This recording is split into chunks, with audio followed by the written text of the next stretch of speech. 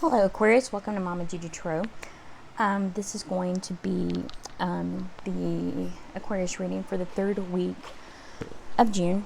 This is a timeless reading, so whenever the message applies. So, for this upcoming week, you are showing up as the hunter. The hunter is someone who is skillful, quick, decisive, results-oriented. And the hunter typically has a weapon of choice. And at this time, it's critical to ask the following questions. What am I hunting? Why am I hunting it? And is the weapon I hold so tightly in my grip truly needed for the task at hand? The hunter, or you are going to be focused. You're respectful. You're a seasoned warrior.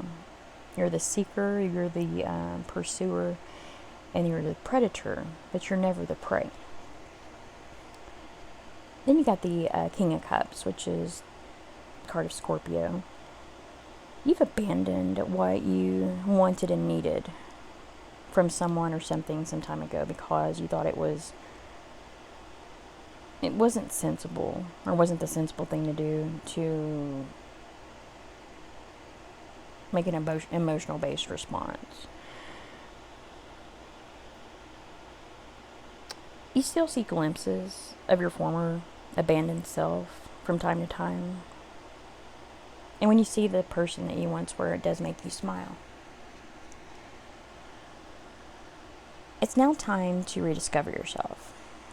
This may require that you dismantle a lot of long-standing structures in order to do so, but whatever mess is made along the way is less consequential than staying the course.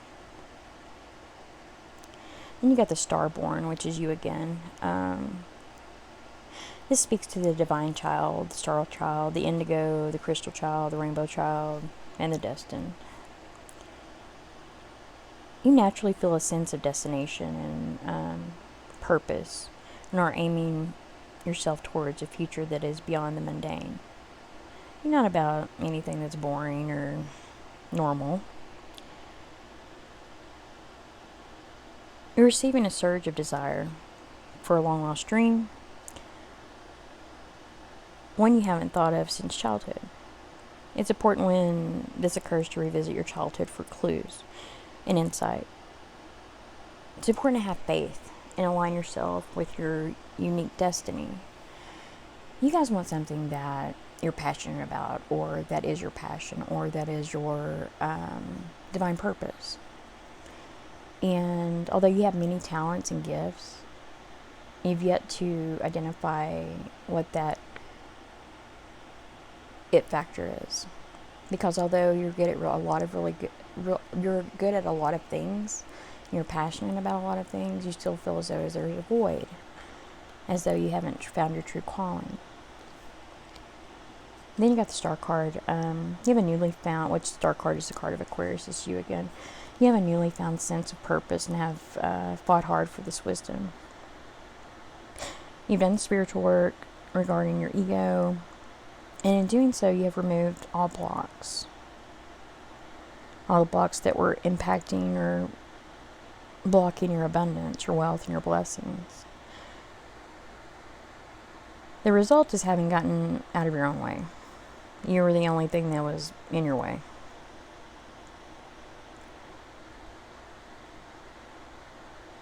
The only thing that was blocking you or can block you is your ego.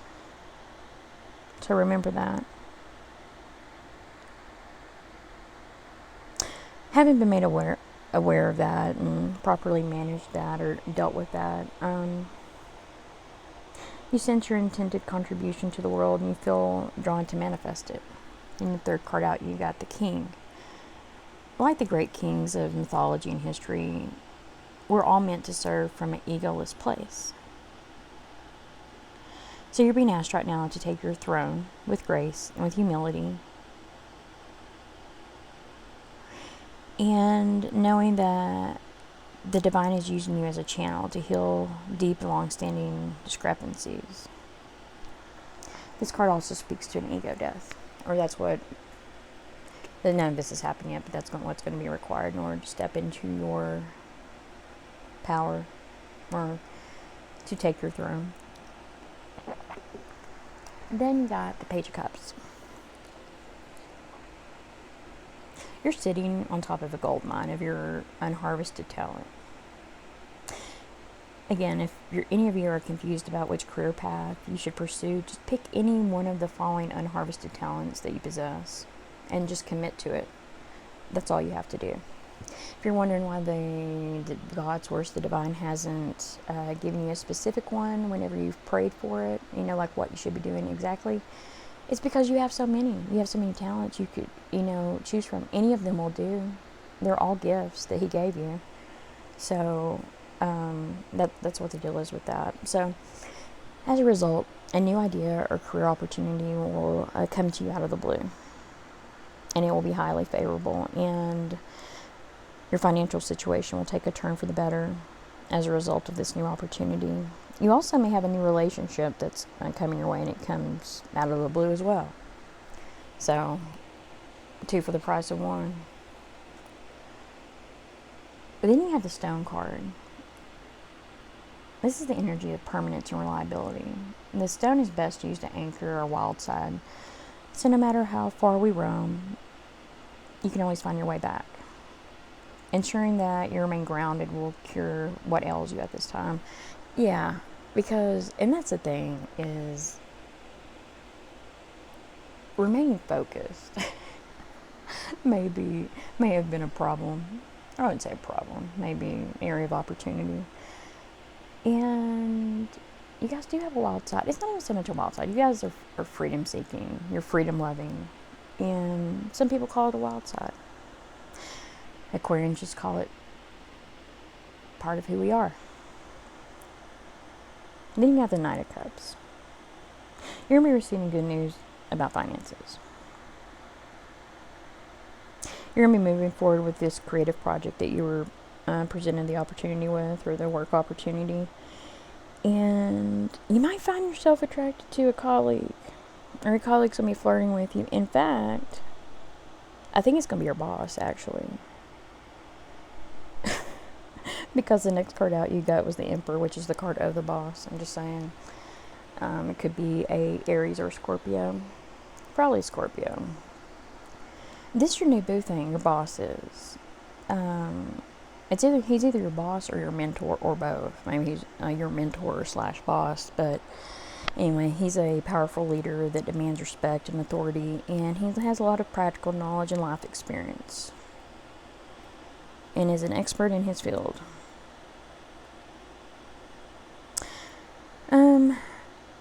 This one thing to be mindful of. He is your advocate as long as you're loyal to him and you do as he asks you to. Let me repeat that. He is your advocate as long as you're loyal to him and you do as he asks you to. Okay. Then in the next card out, you got the Ring. This calls you to deepen your connection with yourself and with others in the world at large. Meanwhile, there may be a literal ring waiting to adorn your finger at this time. It speaks to sacred cycles. So, yeah, you may be getting engaged. He may be asking you to marry him, like, out of the blue. Just like he appeared out of the blue. Just like this job appeared out of the blue. Yeah, he may be asking you to marry him or be engaged out of the blue. And I can't make this shit up. It came up in the cards. Then you got the King of Pentacles. Yeah, this is another facet of the Emperor, your boo thing, the boss, the mentor. Yeah, this is your boss, your mentor. He's going to be able to provide you with the needed support regarding your career. Oh yeah, I bet he is. And he's self-made and he's very wealthy. And his wealth is sustainable. I mean, it's a generational wealth type situation. And he's going to be older than you. He's going to be controlling. But he does mean well because he wants you to be successful. But commitment and long-term relationships are essential to him. And so He's going to be very loyal and dedicated, but he's going to expect you to be the same. When it comes to a relationship, he's going to want to be in a position of authority and control. And he's going to be very traditional in his approach, and it will expect you to commit to the relationship even in the early stages. So yeah, he's going to be the exact opposite of you. So then you got the Fool card. You're being asked to commit to this new relationship. You don't feel as though you're ready to commit fully. Imagine that. And you may find yourself more attracted to the single life so that you can come and go as you please. But he's not going to be about that life. He's not going to be about that at all. Then you got the Threshold card, which it's the precipice you stand upon. It's a doorway, it's a gateway, an entryway. But you're going to be completely unaware of this at this time, or when you get to this point, because none of this has happened yet. You have arrived at a threshold of initiation, here to usher you into a new reality. It requires you to leave behind the you that you thought was well formed. It's going to be a new frontier. And it's not going to be easy work for you. It's not, because you guys are fixed signs. And then at this threshold of initiation, it means a part of you will be lost in order to make space or room for what is next. It's a metaphorical death, if you will. And it must occur in order for this to happen. So as a result of having gone through this initiation, some may not recognize you when you make it through the other side, girl. In fact, you may struggle to recognize yourself as you free fall into your new reality. Congratulations. Then you got the Lover's card. The Lover's card's about choice. I mean, it's about your twin flame. You could be dealing with a Gemini. I mean, this is your twin flame, but anyway, we'll get to that later. But the Lover's card, back to that. It's about choice. Choice about who you want to be in this lifetime and how you want to connect with others. And on what level. It's about making good choices. And in order to make good choices, one must be clear about their personal belief systems and values and stay true to them. You're facing a moral dilemma and must consider all the consequences before acting, because this is what I think happened. This boo thing, this boss, either one of two things happened. He could be a new love partner, that is possible, that just came up out of the blue. But I think for some of you guys, you've dealt with him in the past, and whenever you were ready to commit, he wasn't, and so that now that he is, you're not, type situation. And so this whole situation is causing a moral dilemma, because you've had a change of heart in his absence, and you haven't had time to have that conversation. It could go either way. You're being called to take a higher path, even if it's difficult. Now more than ever, you must choose love in general, love for yourself, love for others, love for the divine.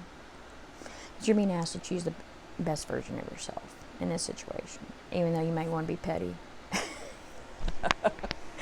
Your ass may want to be petty, but you're being asked to be the best version of yourself, or the next best version of yourself, as I always like to say.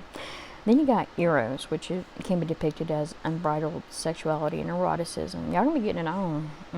Told you this is your twin flame. Yeah, and it's the root of desire itself. And it forces us to ask ourselves, what do I long for? Oh, I think you're going to find out. Or I think you know, or you will know when you get to this point. Why are we awakened by love? And what makes me hesitate in the face of intimacy? Well, some of you can probably answer that question if you've had past dealings with this individual. If he's new, then that's a different story. Eros reconnects us with the primal longing to merge with another. This card reveals the inevitable initiation into love's labyrinth. He's going to take you to the labyrinth. He's going to be like 50 Shades of Grey up in this piece. Watch. Let's wait. I want to hear about it. Then you got the Four of Wands. You're going to realize after this, after he puts it on you real good, apparently, that you're going to realize that everything about this relationship and this person feels like home. But after you move some furniture around, you feel some supported and secure. I bet you do. And that's a good thing. That's a good thing. You're going to be entering a time of stability and firm foundations. As long as they're firm, right? This represents the personal gratification of a job well done. I don't know if it's about the relationship or if it's about the sex, but either way. You will have much to celebrate regarding this situation. And your finances. I just want to sneak that in there. This card speaks to engagement, marriage, and moving in together. I told you some of you guys are going to be getting engaged. I told you that earlier. Then you got the Magician. This is the moment that you're reminded that you manifested all of this, and you either forgot. I think some of y'all forgot that you manifested this, because y'all detailed as hell about your manifestations. And this, because your guys are going to remind you, they'll be like, hey, bitch, you manifested all this. Don't be acting all surprised and being like a commitment phobe and acting like you didn't detail this out, you know, what you wanted to come in. Yeah, like that. They're like, remember? And you're like, oh, yeah, I slept since then. But yeah, y'all manifested all this. And,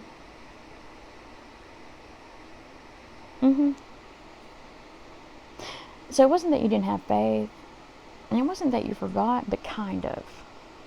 Because time passes differently for you guys than it does other people. What is like a couple weeks, it feels like a couple years to you guys, so it's likely that you did forget. You're like, well, hell, it ain't gonna come in, so I'm just gonna go on with my life. And I think that's what happened. And as soon as you went on with your life, they came on in. So, or the manifestation came in. So then you have the Ace of Swords. You're offered a new way to use your mind. An epiphany, idea, or a different approach on how to handle a situation presents itself. Ace of Swords presents itself. It represents power, but the sword is double-edged, so it can imply that you can either create or destroy with it. With great power comes great responsibility. Right now is a great time for new beginnings, including new projects. It also speaks to new relationships being presented. Both have a lot of potential at this time. So, and this partnership and this project are one that they both stimulate your mind and bring you a heightened understanding of yourself and others. Then you have Temperance, which Temperance is the card of Sagittarius, but Temperance is a difficult energy to pinpoint because it manifests as moments when we have come into contact with grace and where Spirit has intervened on our behalf. Temperance it's things that didn't happen more often than things that did happen. But the things that didn't happen,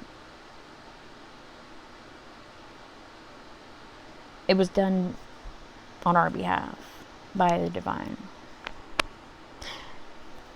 Our angels, it's also card of angelic assistance or divine guidance or messages. Our people, our team, our angels, they step in on our behalf and protect us.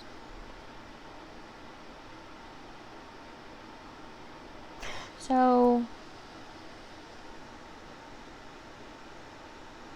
it's completely possible that whatever bad choice you're about to make, you had angelic intervention, angelic assistance, and they came in and intervened on your behalf, whether you know it or not, or once you get to this point. This hasn't happened yet. And the next card out, you have the thread. We remember who we are and what we came into this world to do whenever we encounter the thread. It could be the simplest incident that activates the thread. It could be a song, an image, a conversation. But regardless of how confusing and multi-layered our modern lives become, if we are connected to the thread, we are free. Being tethered to the thread is the only anchor our heart requires. That's your reading, Aquarius. I hope this finds you well. Please like, share, and subscribe. Until next time, namaste.